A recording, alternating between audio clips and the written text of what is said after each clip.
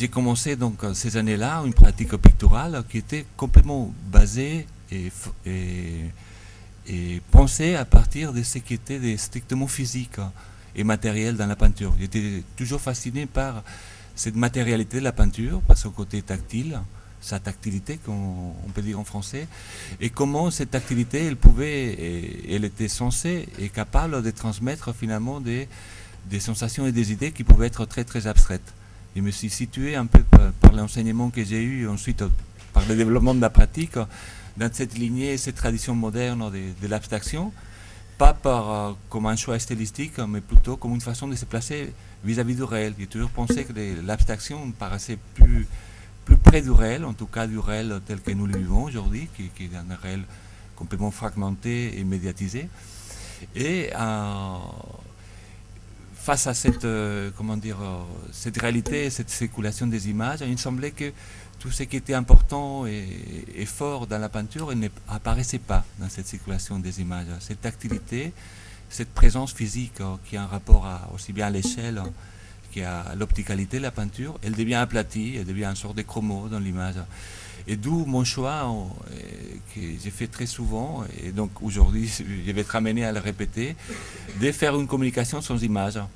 Et je préfère très souvent amener des publications et essayer d'expliquer ou de raconter mon expérience plutôt que faire cet exercice qui pour moi s'apparente un peu à la caverne de Platon, dans laquelle on projette des images en semi-pénombre et qui sont prises ensuite dans un discours et on crée une sorte de fiction pour finalement des choses qui ont assez peu à voir avec ce qui me paraît spécifique à la peinture.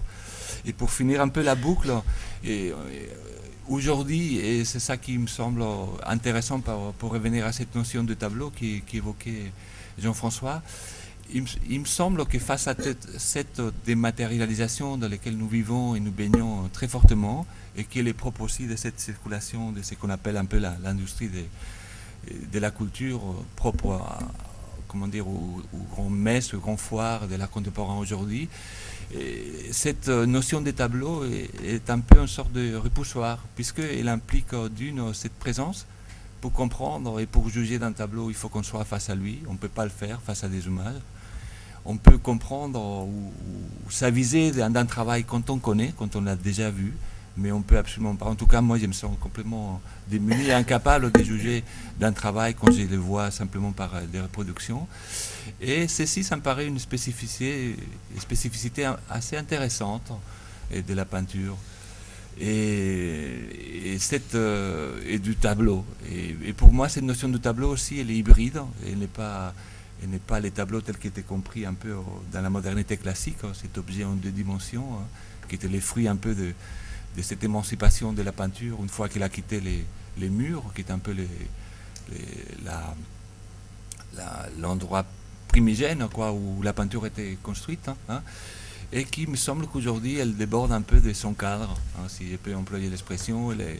Cette notion de tableau, elle devient un peu un dispositif, et c'est peut-être un peu dans cette approche des dispositifs qu'il peut, ou qu'il devient très fortement une machine à penser.